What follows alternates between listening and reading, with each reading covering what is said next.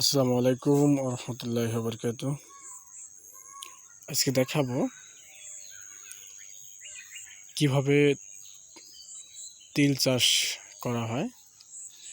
যারা তিল চাষ করতে ইচ্ছুক তারা ভিডিওর মাধ্যমে দেখতে পারেন এবং বুঝতে পারেন যে কীভাবে চাষ করা হয়। প্রথমে যেটা করতে হয়, মাটি পাওয়ার টিলার অথবা সিজার দিয়ে সুন্দর করে চাষ করতে হবে, কিছু সার দিতে হবে। এরপরে তিলের যে বীজ সেটাকে বুনতে হবে, যেন ঘন না হয়, এক জায়গায় যেন সব কিছু না পড়ে, পুরা ক্ষেতের জন্য ছড়িয়ে যায়।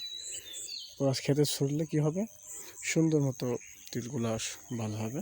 আপনি দেখতে পাচ্ছেন কত সুন্দর তিল গাছ কয়েক মাস পরে কিন্তু বড় হয়ে গেল। এখন তিল ধরছে, আপনারা দেখতে পাচ্ছেন ফুল এবং তিলও।